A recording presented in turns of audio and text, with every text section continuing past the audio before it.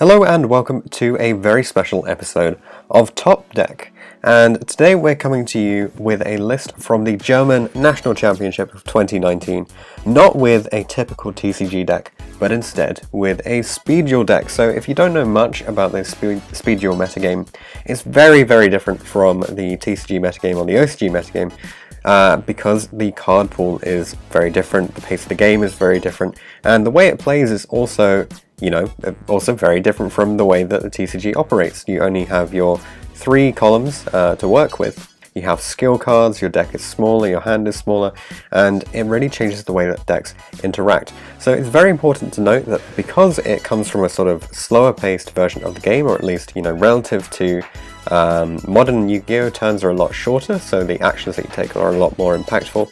The battle phase is a really crucial part of the Speed Duel metagame because so much advantage is just generated by actually attacking over your opponent's monsters and dealing that all-important damage. When you've only got 20 cards in your deck and it's not very easy to recycle your cards, then you're going to have a very sort of monster-focused beatdown deck with some removal included. That said, what we're looking at today is a very different list.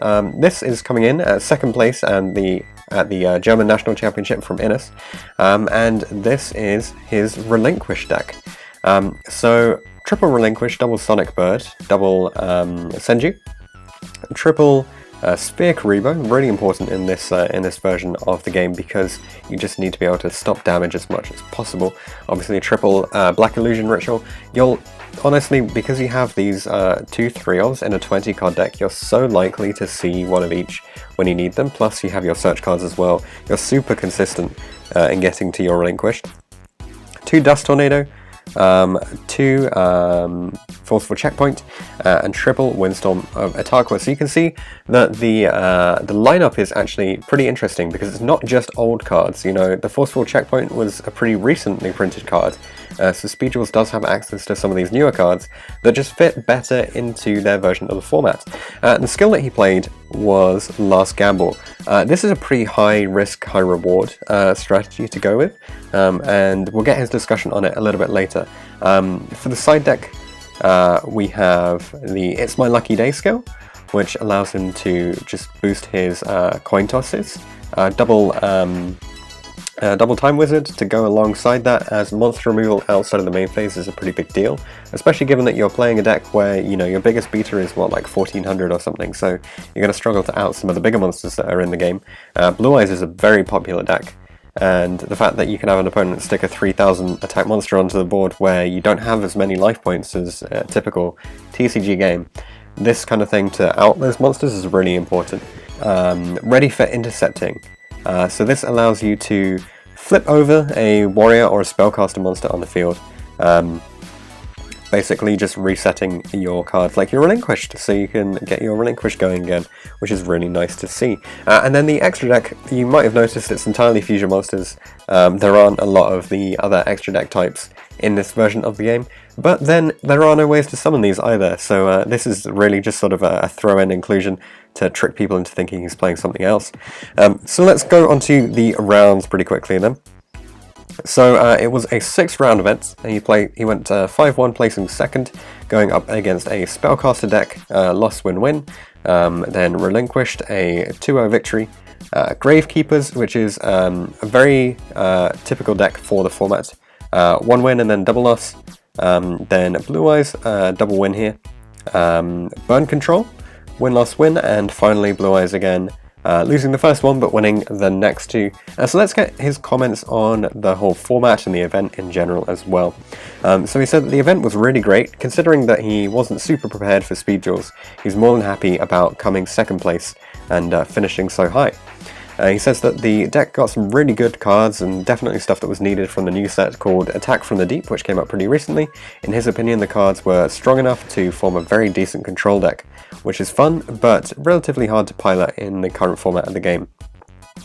Now, I did mention earlier the battle phase is super important, So I did want to ask, in a deck where you don't have the strongest monsters, how do you deal with that?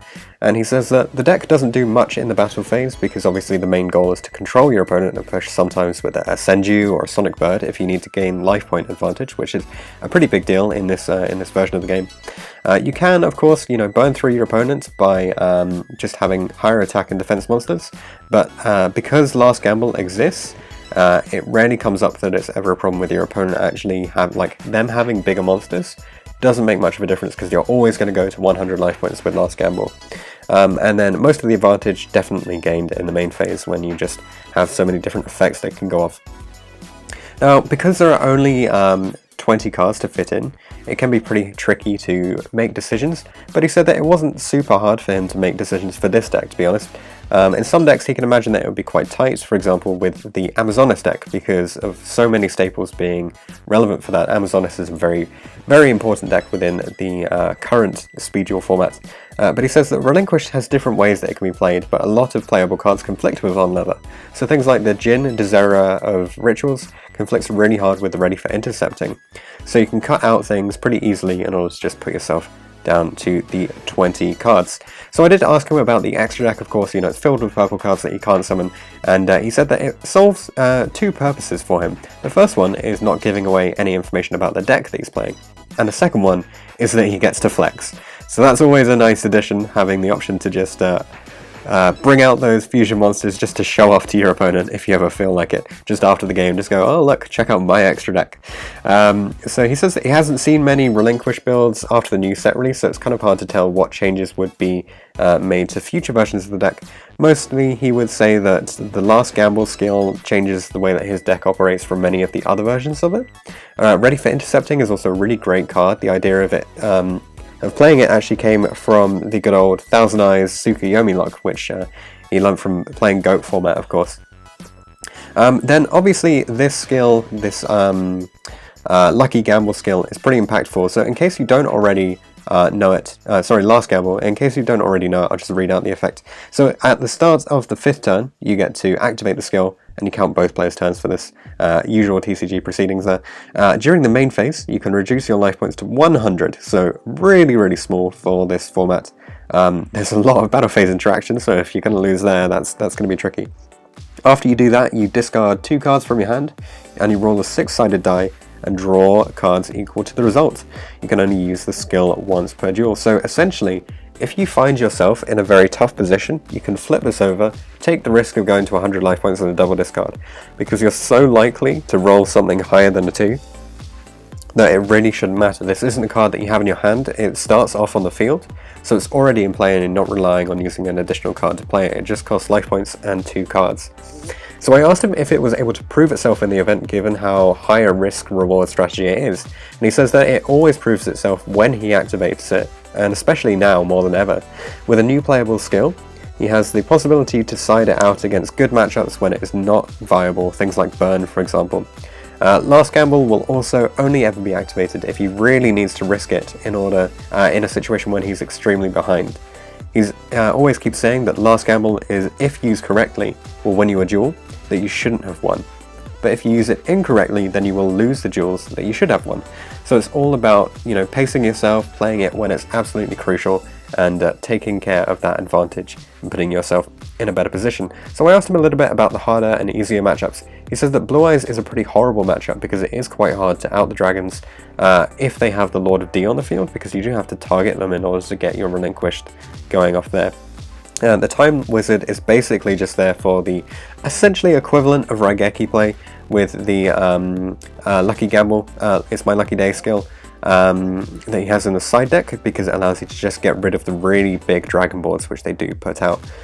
In terms of sort of side outs, he says that the Forceful Checkpoint was really total garbage, and he sided it out pretty much every game. He'll take it out for 2 Ready for Interception in the future, and 2 free spots in the side deck will probably go to Dice Foons because of the great synergy with the Lucky skill and the heavy back row matchups that he feels like are kind of hard, because obviously the deck is focused around Relinquished and you're kind of taking your opponent's monster from there.